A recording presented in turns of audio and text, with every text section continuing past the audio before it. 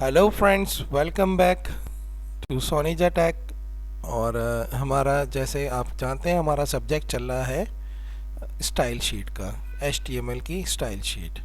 तो style sheet में अब हम एक प्रैक्टिकल एग्जांपल करेंगे। आई होप कि आपने हमारा लास्ट वाली वीडियो देख ली होगी जिसमें मैंने पूरी लेआउट बताई है आपको स्टाइल शीट के हवाले से। तो अब हम यहाँ पे सबसे पहले तो इसकी कोडिंग देख लेते हैं। तो इस कोडिंग के अंदर हमने एम्बेडेड स्टाइल शीट जो है वो कॉल किए यहाँ पे, और उसके जो 3 मेथड्स हैं उसको लिखने के, वो तीनों मेथड्स मैंने एक साथ अप्लाई कर दिए। ठीक है। तो अब इसमें सबसे पहले तो मैंने आपको बताया था सिलेक्टर होते हैं। सिलेक्टर क्या है कि हमने एक यू का टैग लिया और यू के टैग को हमने सिलेक्ट किया यहाँ पे।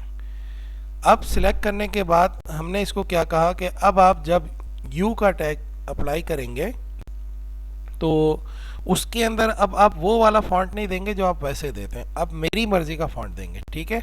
तो यहाँ पे मैंने उसको वर्धना का फॉन्ट दे दिया।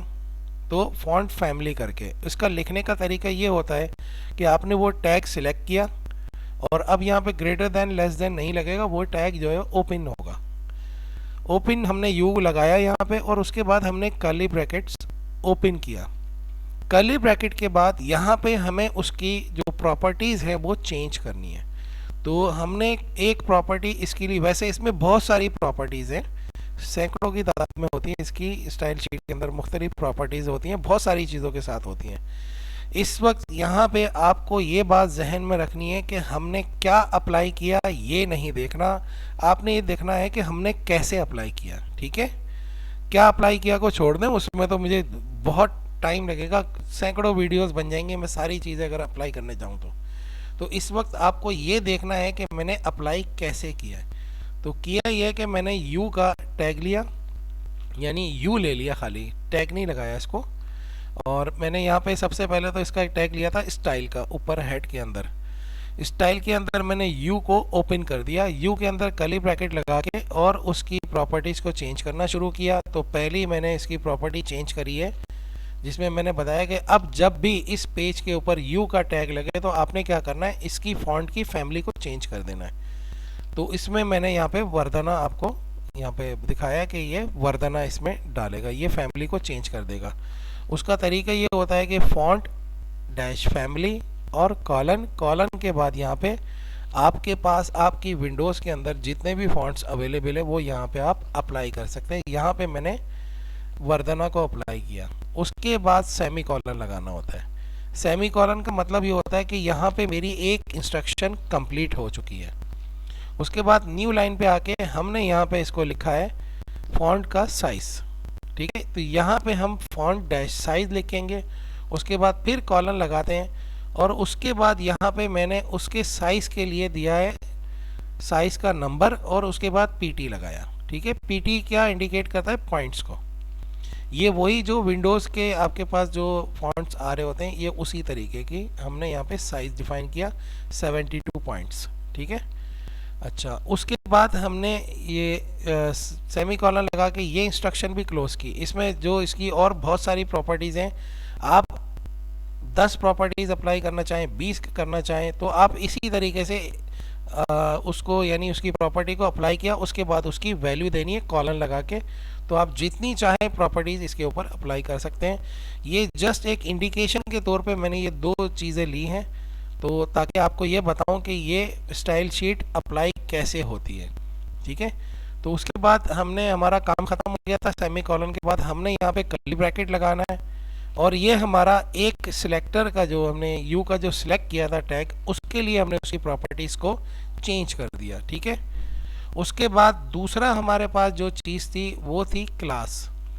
क्लास की सबसे बड़ी पहचान ये है कि आप यहाँ पे नाम तो कोई भी दे सकते हैं, अगली लाइन में आप देखेंगे, लेकिन उससे पहले डॉट लग जाएगा। ठीक है। डॉट के बाद कोई सा भी आप नाम दे सकते हैं जो आपका दिल चाहे। तो यहाँ पे हमने माई क्लास दे दिया नाम, आप अपना नाम लिख दें, कोई और चीज़ लिख दें। ठीक है। अपने भाई का नाम लिख दें या कुछ भी लिख दें। ठीक है। तो आप कोई सा भी यहाँ पे नाम दे सकते हैं, कोई पाबंदी नहीं है आपके ऊपर, लेकिन जहन में रखिएगा नाम ज़्यादा लंबा होगा तो आप ही को प्रॉब्लम होगी। तो शॉर्ट नाम रखें इसका। उसके बाद फिर बाकी काम वही हमने किया जैसे हमने ऊपर सिलेक्टर में किया था, कर्ली ब्रैकेट लगाया। उसके बाद हमने फॉन्ट की फैमिली, यहाँ पे हमने फॉन्ट का नाम चेंज कर दिया या हमने एरियल ले लिया, ठीक है। दूसरा तरीका क्या किया कि हमने साइज की इंक्रीज करने के लिए हमने यहाँ पे एक नया तरीका इस्तेमाल किया। वहाँ पे हमने पॉइंट्स में दिया था और यहाँ पे हम कर रहे हैं यहाँ पे इसको पिक्सल्स के अंदर। तो हमने यहाँ पे पिक्सल्स के अंदर इसको बताया कि इसका साइज कितने पिक्सल का होना चाहिए, ठीक है। तो ये भी एक तरीका है साइज को देने का। और उसके बाद हमने बाकी चीज़ें तो आपको समझा ही दी हैं कि कर्ली ब्रैकेट क्लोज करना है, सेमी कॉलन लगना है, हर इंस्ट्रक्शन के क्लोजिंग के बाद जब वो कंप्लीट हो जाए तो सेमी कॉलन लगाना ज़रूरी है। उसके बाद हमने इसका कर्ली ब्रैकेट क्लोज किया। उससे आगे हम आए, यहाँ पे आईडी अप्लाई करिए। आईडी की सबसे बड़ी पहचान क्या है कि हैश का साइन लगता है, ठीक है। क्लास में डॉट का साइन लगता है, आईडी में हैश का, और सिलेक्टर में कुछ भी नहीं, जस्ट टैग का नाम लिखा जाता है, और वो भी without greater than less than, ठीक है। तो अब यहाँ पे सिलेक्टर, क्लास और ये नीचे आईडी। आईडी के अंदर हमने क्या किया, फिर दूसरों से मुनफरिद करने के लिए, उसको अलग करने के लिए हमने यहाँ पे फॉन्ट की फैमिली भी चेंज कर दी। और उसके बाद नीचे हमने उसका साइज एक नई तरीके से दिया, वो था परसेंटेज में, ठीक है। तो 200% यानी जो भी साइज आ रहा था उससे 200% यानी 2 गुना ज़्यादा बड़ा साइज हो। तो यहाँ पे हमने परसेंटेज के अंदर इसको दिया, ठीक है। तो इस वक्त मैं आपको रिपीट करूँगा वही बात कि आपने ये नहीं देखना कि मैंने क्या क्या अप्लाई किया और क्यों अप्लाई किया। आपने ये देखना है कि स्टाइल शीट में काम होता कैसे है, ठीक है। इसके ऊपर फोकस आपने रखना है कि यहाँ पे आपको फोकस रखना है सिलेक्टर क्या होता है। सिलेक्टर एक टैग को खोल के उसकी प्रॉपर्टीज़ को चेंज करना। क्लास क्या होती है, क्लास एक कैटेगरी हमने डिज़ाइन कर दी है। और उसके बाद हमारे पास आईडी होती है। आईडी क्या है, आईडी क्लास की तरह होती है, जस्ट इसकी लिमिटेशन आपने पिछली वीडियो में सुन ली थी कि ये एक दफ़ा अप्लाई होती है, डिस्पोजेबल होती है, और क्लास जो है वो रीयूजेबल होती है। तो क्लास को बार बार इस्तेमाल किया जा सकता है, लेकिन आईडी को एक दफ़ा, एक पेज के अंदर एक दफ़ा इस्तेमाल किया जा सकता है। अब उसके बाद हम नीचे आए। नीचे आके हमने सबसे पहले तो यू का टैग लिया। यू के टैग के लिए हमने किया कुछ भी नहीं, ठीक है। जस्ट यू का टैग लगाया और उसके अंदर हमने पहले तो हमने सादा टेक्स्ट हमने लिख दिया कि ताकि आपको ये पता चले कि नॉर्मली अगर इस पेज के ऊपर कोई चीज़ डिस्प्ले होगी तो वो कैसे होगी, क्योंकि वहाँ पे हमने कुछ भी नहीं लगाया, बिल्कुल सादा रखा। फिर यू का टैग हमने लगाया। यू के टैग में भी हमने कुछ भी अप्लाई नहीं किया, लेकिन क्योंकि हम ऊपर सिलेक्टर में यू के प्रॉपर्टीज़ को चेंज कर चुके हैं, इसलिए जब यू का डिस्प्ले आएगा तो वो हमारी मर्ज़ी का आएगा।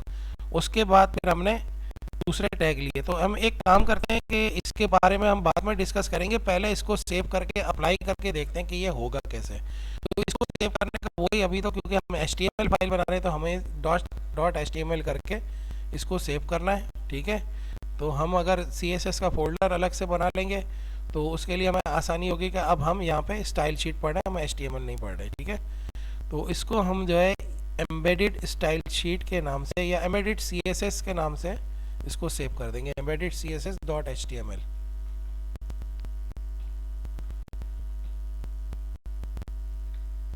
ठीक है, तो ये हम इसको एग्जीक्यूट कर लेते हैं, रन कर लेते हैं इसको, देखते हैं इसका क्या रिजल्ट आएगा।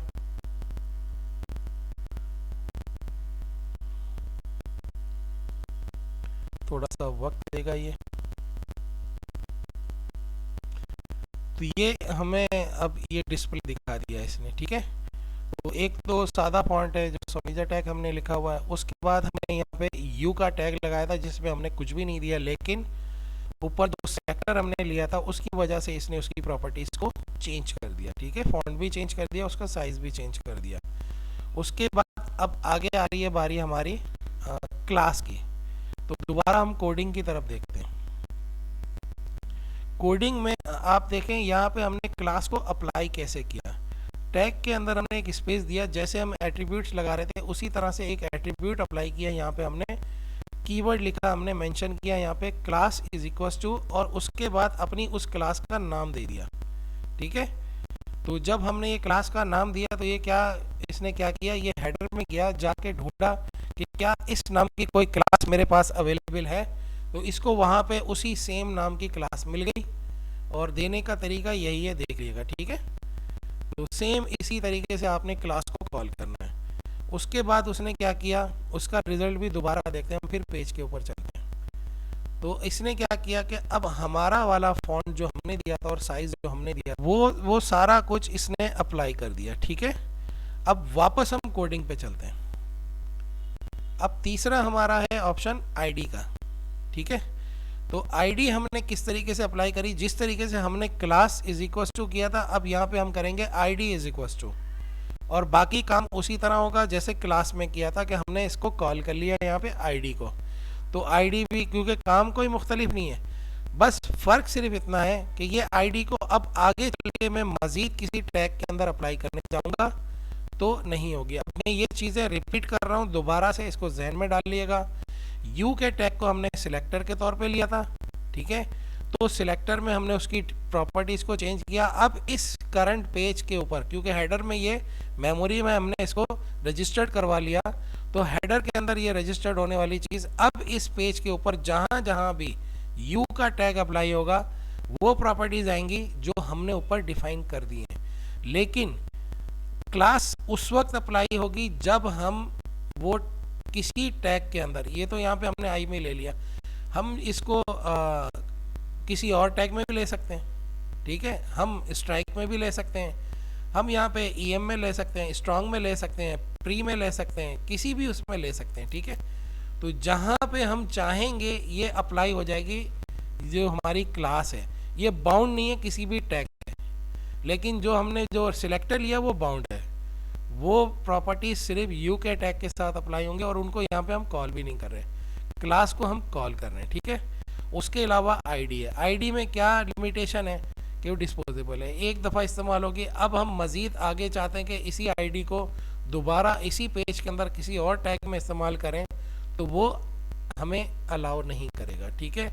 वो यही कहेगा कि आपने एक मरतबा इसको यूज़ कर लिया, दोबारा आप नहीं कर सकते। लेकिन क्लास को हम बार बार जितनी बार चाहें और जितने टैग्स के अंदर चाहें, ये आज़ाद है, हम इसको किसी भी टैग के अंदर कॉल कर सकते हैं। सिलेक्टर आज़ाद नहीं होता, सिलेक्टर को हम नहीं कॉल कर सकते, ठीक है।